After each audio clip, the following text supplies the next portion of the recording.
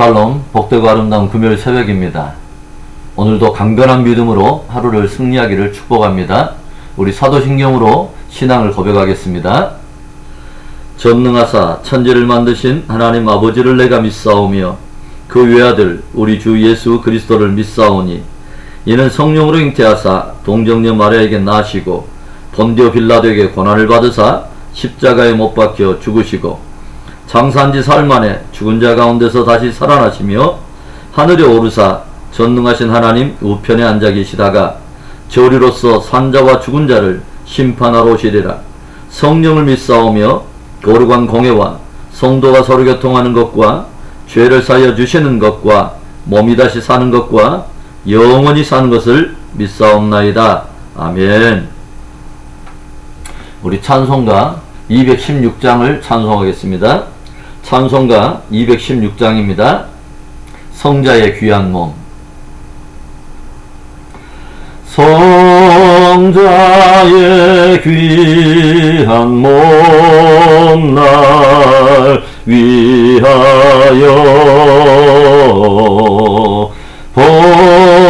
버리신 그 사랑 고마워라.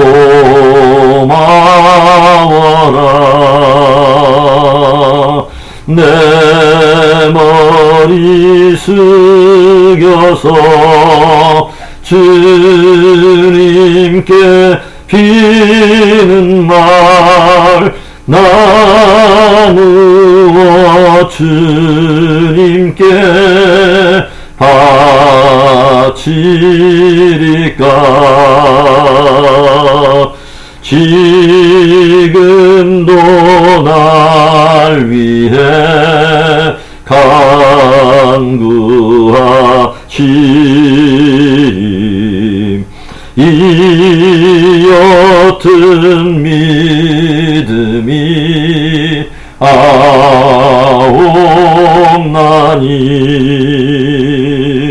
주님의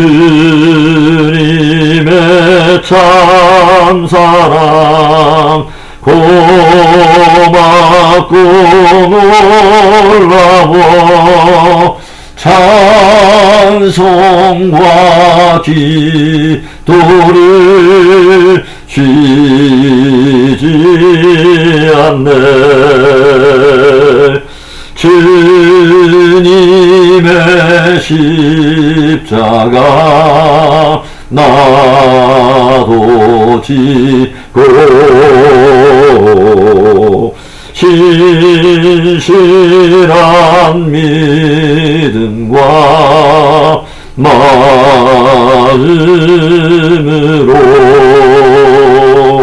형제의 사랑과 친절한 위로를 네게라 베풀게 하옵소서.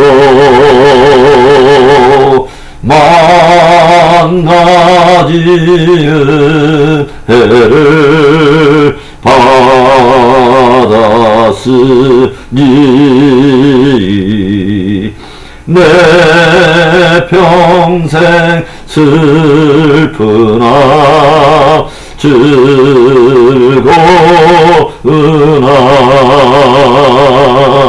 이 몸을 온전히 주님께 바쳐서 주님만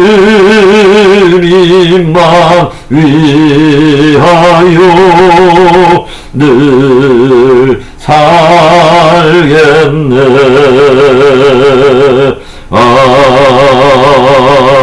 아멘.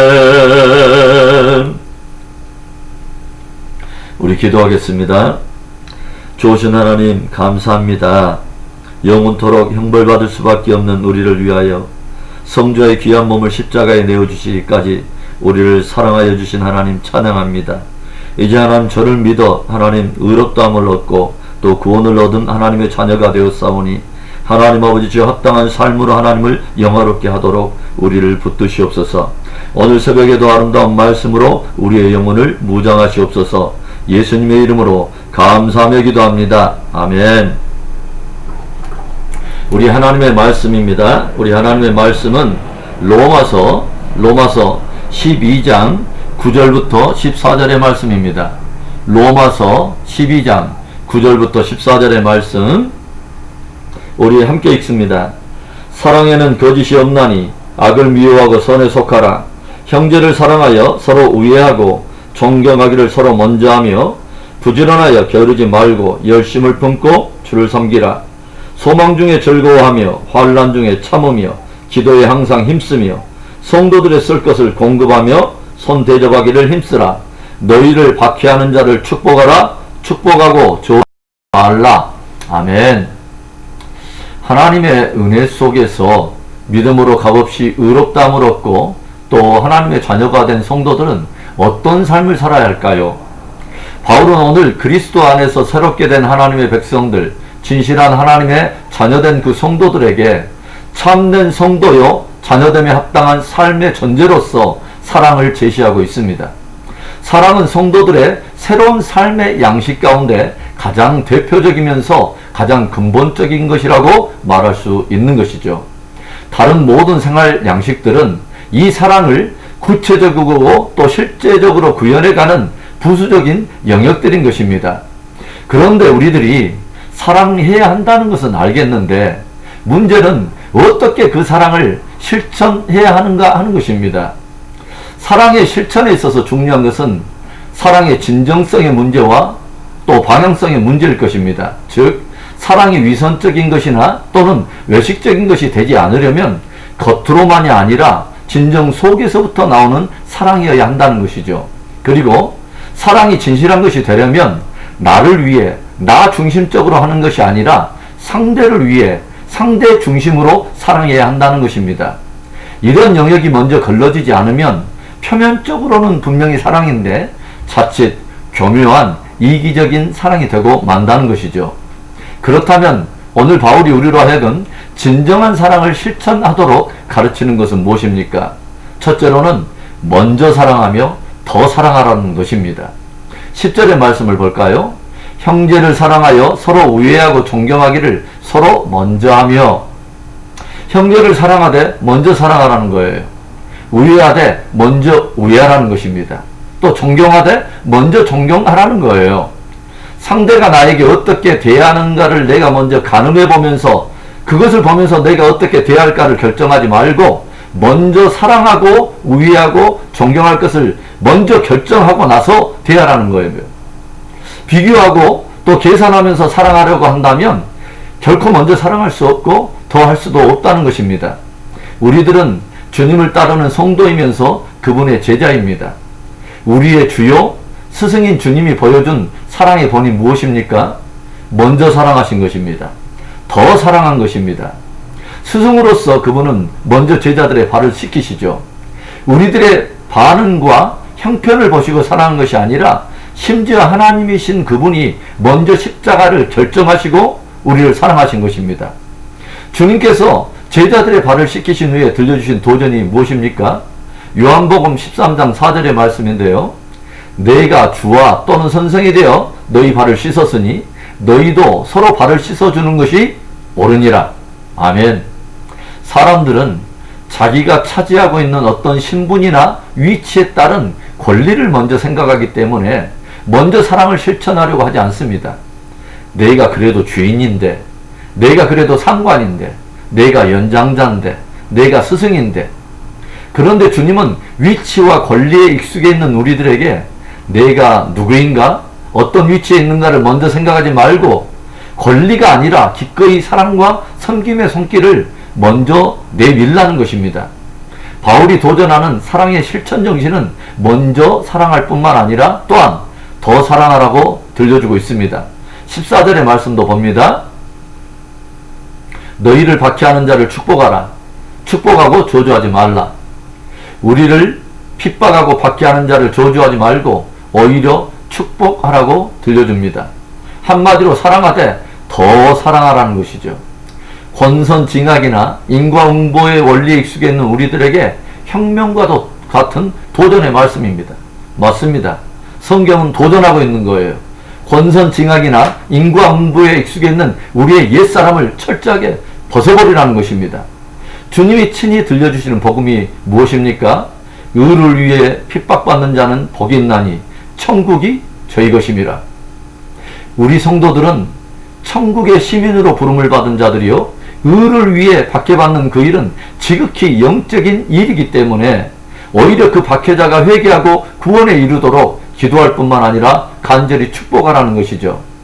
그 사람이 나를 어떻게 대했느냐 하는 것에 따르는 관점이 아니라 천국의 관점에서 구원받아야 될 한 영혼으로 바라보며 긍휼히 여기고 축복하라는 것입니다. 우리가 주님이라 부르는 예수님께서 보여주신 본은 십자가 위에서까지 당신을 핍박한 자의 죄사함을 위해 기도하신 것입니다. 아버지여, 이 죄를 저들에게 돌리지 마옵소서. 저들은 자기들이 하는 일을 알지 못함입니다. 오늘도 형제와 이웃을 사랑하되 먼저 사랑하고 더 사랑하는 복된 우리의 삶이 되기를 주의 이름으로 축원합니다. 바울이 우리로 하여금 진정한 사랑을 실천하도록 도전하고 있는 가르침은 무엇입니까? 둘째로 주를 사랑하며 열심히 섬기라는 것입니다. 우리 11절과 12절의 말씀 우리 함께 볼까요? 부지런하여 게으르지 말고 열심을 품고 주를 섬기라. 소망 중에 즐거워하며 환난 중에 참으며 기도에 항상 힘쓰며. 바울은 우리들이 진실로 형제와 이웃을 사랑하려면 먼저는 주님을 깊이 사랑해야 함을 들려주는 것입니다. 부지런하고 게으르지 말고 열심을 품고 주를 섬기라고 말하고 있습니다. 왜일까요? 이웃과 형제를 사랑할 수 있는 그 동력이 하나님에게서만 흘러올 수 있기 때문이죠. 우리들이 하나님과 깊이 교제하며 그분의 한없는 사랑의 넓이와 또 높이와 깊이를 맛보게 될 때에만 하나님을 우리도 더욱 사랑하게 되고, 그 하나님의 풍성한 사랑이 우리 안에 흘러 들어올 때만 비로소 우리는 그 사랑을 이웃과 형제들에게 흘려보낼 수 있기 때문입니다. 뉴성 베이직 라이프 강의에서도 우리가 함께 나누었습니다마는 우리들은요, 스스로 내 힘으로 누군가를 사랑할 수 없습니다. 그런 사랑의 힘과 동력이 우리 안에서는 나오지 않아요. 사랑의 근원이신 그분께로부터 흘러 들어올 때 메마르고 깡마른 우리들의 마음에 주님의 사랑이 채워지고, 그 사랑이 우리를 통해서 이웃과 형제에게 흘러갈 수 있는 것입니다. 그래서 성경은 하나님을 사랑하지 않으면 결코 이웃을 사랑할 수 없다고 들려주고 있어요. 성경은 이웃사랑에 앞서 먼저 내 마음과 뜻과 힘과 성품을 다해 주 너의 하나님을 사랑하라. 이것이 크고 첫째 되는 계명이라고 가르치고 있습니다. 하나님 사랑이 먼저 되어야 그 다음에 형제와 이웃사랑이 가능하다는 말입니다. 주님께로부터 흘러오는 사랑이 없이는 우리가 누군가를 진실로 사랑할 수 없고, 그 주님께로부터 흘러오는 그 사랑이 없이 누군가를 사랑한다고 하는 것은 사실 나의 의를 세우려는 외식인 것입니다. 그래서 바울은 주님을 먼저 사랑하되 열심을 품고 주를 섬기라고 도전하고 있는 것이죠. 사실 초대교회 시절에는 로마 통치 위하에서 세상이 온통 복음에 대해서 적대적이었기 때문에 교회와 성도들에게는 많은 박해와 어려움이 있었습니다. 그래서 신앙을 지키기 위해서 많은 고난과 대가를 지불해야 했던 거죠. 그런데 오늘 바울은 더욱 소망 중에 즐거워하고 환난 중에 참고 더욱 기도에 힘을 써야 한다고 도전합니다. 한마디로 환난과 박해와 고난을 뛰어넘을 수 있는 참된 동력이 바로 하나님을 사랑하고 그분을 섬기는 데서부터 우리에게 온다는 것이죠. 한없는 하나님의 사랑을 내가 입었고 오늘도 그 하나님의 사랑이 나를 붙들고 있을 뿐만 아니라 사랑받는 나에게 어떤 영광이 기다리고 있음을 알기 때문에 그 하나님께 소망을 둘 때에만 우리가 인내하며 기도하며 거뜬히 고난과 환난을 이길 수 있다고 하는 거죠. 내 마음과 뜻과 힘과 성품을 다해 주 너의 하나님을 사랑하라. 이 말씀은 우리에게 주신 계명이면서 모든 환난을 이기고 거뜬히 승리하게 하려고 우리에게 주신 하나님으로부터 온 강력한 전략임을 또한 깨달을 수 있기를 바랍니다.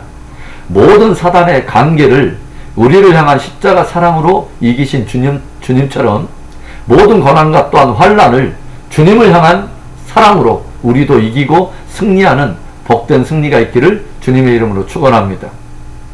바울이 우리로 하여금 진정한 사랑을 실천하도록 도전하고 있는 가르침이 무엇입니까? 세 번째로 실제적인 나눔과 섬김으로 사랑하라는 것입니다. 우리 함께 13절의 말씀을 우리 한번 볼까요? 성도들의 쓸 것을 공급하며 손 대접하기를 힘쓰라. 우리들의 사랑은요, 이웃과 공동체 속에서 구체적으로 표현되고 실현되어야 합니다. 구체적으로 나누고 공급하며 실제적으로 대접하며 섬기는 것이죠. 초대교회 시절에는 함께 고난을 받으며 성도 간에 서로 집을 오픈해서 떡을 나누는가 하면 가진 것을 주님 앞에 내려놓고 깊이 나눔으로써 실제 하늘의 가족들로서 서로 사랑하고 섬겼다고 하는 것을 우리가 알게 됩니다. 야고보서 2장 15절부터 17절의 말씀, 만일 형제나 자매가 헐벗고 일용할 양식이 없는데 너희 중에 누구든지 그에게 이르되 평안히 가라, 덥게 하라, 배부르게 하라 하며 그 몸에 쓸 것을 주지 아니하면 무슨 유익이 있으리요.